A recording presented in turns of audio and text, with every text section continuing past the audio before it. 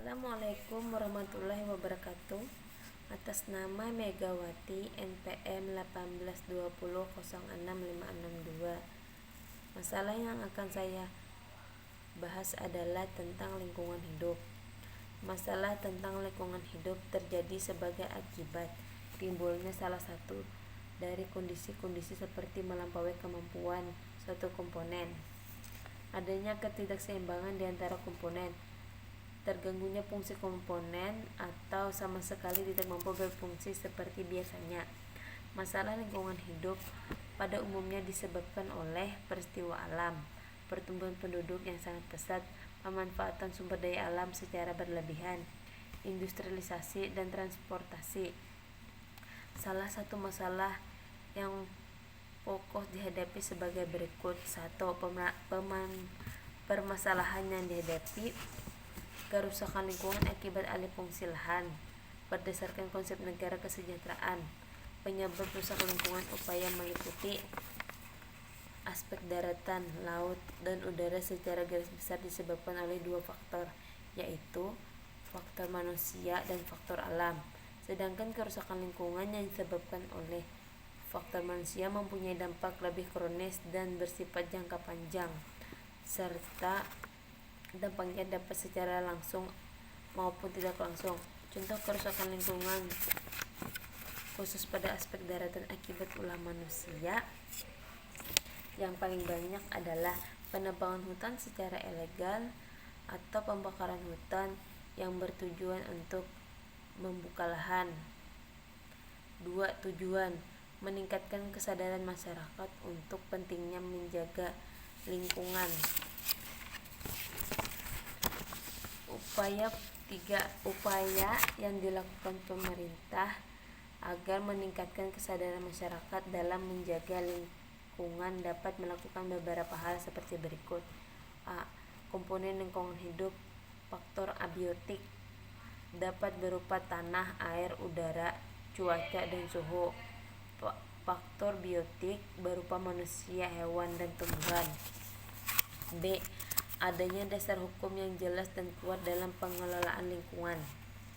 Dasar hukum pembuatan upaya pengelolaan lingkungan dan upaya pemanfaatan lingkungan ini meliputi Undang-Undang Republik Indonesia Nomor 7 Tahun 2004 tentang Sumber Daya Air, Undang-Undang Nomor 26 Tahun 2007 tentang Penataan Ruang, Undang-Undang Nomor 18 Tahun 2008 tentang Pengelolaan Sampah, Undang-Undang Republik Indonesia Nomor 32 Tahun 2009 tentang Perlindungan dan Pengelolaan Lingkungan Hidup, Undang-Undang Nomor 36 Tahun 2009 tentang Kesehatan, Undang-Undang Nomor 23 Tahun 2014 tentang Pemerintah Daerah, Peraturan Pemerintah Republik Indonesia Nomor 41 Tahun 1999 tentang Pengendalian Perencanaan Udara. C. Adanya lembaga untuk membuat penyajian, contohnya membuat IMB, izin mendirikan bangunan. D. Pemanfaatan dan pengendalian tata ruang. Penggunaan lahan yang sesuai dengan peruntukannya adalah tantangan tersendiri di masa yang akan datang. Untuk itu diperlukan penataan ruang yang baik dan berada dalam suatu sistem yang menjamin konsistensi dengan metode. Arahan lokasi kegiatan yang tidak menimbulkan kerusakan lingkungan sehingga tetap didasarkan pada pengelolaan dan perlindungan lingkungan. Batasan kemampuan lahan yang di dalamnya termasuk daya dukung lingkungan dan ketentraman terhadap bencana alam. Efisien dan sinkronisasi pemanfaatan ruang dalam rangka penyelenggaraan berbagai kegiatan. Pengurangan kesejahteraan pembangunan antara wilayah. Perencanaan tata guna lahan dan tata ruang. Penetapan metode penanaman bersilang atau tumpang sari. melakukan penanaman ulang secara terus-menerus. Penyuluhan lingkungan. Sosialisasi. Sosialisasi ini dimaksudkan untuk memberikan penahanan kepada masyarakat tentang pentingnya menjaga lingkungan hidup untuk masa yang akan datang. 4. Lembaga pemerintah yang menangani. Kementerian Lingkungan Hidup dan Kehutanan (KLHK). KLHK memiliki beberapa direktorat jenderal yang mengurus bidang berbeda.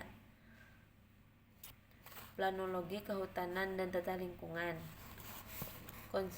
Konservasi sumber daya alam dan ekosistem. Pengendalian daerah, aliran sungai, dan hutan lindung. Pengelolaan hutan, produksi lestari. Pengendalian perencanaan dan kerusakan lingkungan. Pengelolaan sampah, limbah, dan bahan beracun berbahaya. Pengendalian perubahan iklim. Perhutanan sosial dan Kementerian Lingkungan. Penegakan hukum lingkungan hidup dan kehutanan. Badan Lingkup Hidup BLH. C. Kementerian Energi dan Sumber Daya Mineral (ESDM). D. Badan Restorasi Gambut BRG. Dibentuk berdasarkan Peraturan Pemerintah RI Nomor 1/2016.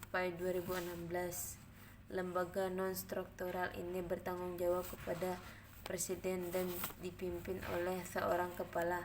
Fungsi BRG ialah untuk koordinasi dan fasilitasi restorasi lahan gambut di berbagai provinsi di Indonesia: Riau, Jambi, Sumatera Selatan, Kalimantan Barat, Kalimantan Tengah, Kalimantan Selatan, dan Papua. Badan Informasi Geospasial (BEG). Geospasial adalah lokasi atau posisi objek yang berada di wilayah, pada atau di atas permukaan bumi yang mengacu pada sistem koordinat nasional. F. Kementerian Agraria dan Tata Ruang atau Badan Pertanahan Nasional. Fungsinya sebagai perumus dan pelaksanaan kebijakan nasional di bidang tata ruang, infrastruktur, kegiatan atau pertahanan. G. Kementerian Dalam Negeri.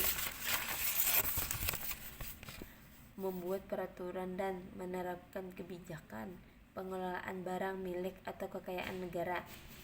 H. Kementerian Pertanian. Sangat erat hubungannya dengan lingkungan hidup. Maka dari itu, pengelolaan barang memiliki kekayaan negara menjadi tanggung jawab kementerian sebagai pembantu presiden dan skala nasional. I. Kementerian PU bertanggung jawab dalam sistem pengelolaan air, limbah, dan drainase lingkungan serta persampahan dan pembinaan jasa konstruksi. J. Badan Perencanaan Pembangunan Nasional (Bappenas) menyusun rencana pembangunan nasional sebagai acuan penetapan program dan kegiatan yang diadakan oleh kementerian atau lembaga atau pemerintah daerah yang berkaitan dengan lingkungan. A. Kementerian Keuangan. Setiap program pembangunan perlindungan dan pelestarian lingkungan pasti butuh dana. Nah, kementerian inilah yang mengatur dan bertanggung jawab atas perumusan dan pelaksanaan anggaran belanja terkait program pelestarian lingkungan. I. Dirjen Pajak. Sumber dana yang digunakan untuk melindungi dan pelestarian lingkungan hidup bersumber dari pajak dan dibayarkan oleh masyarakat.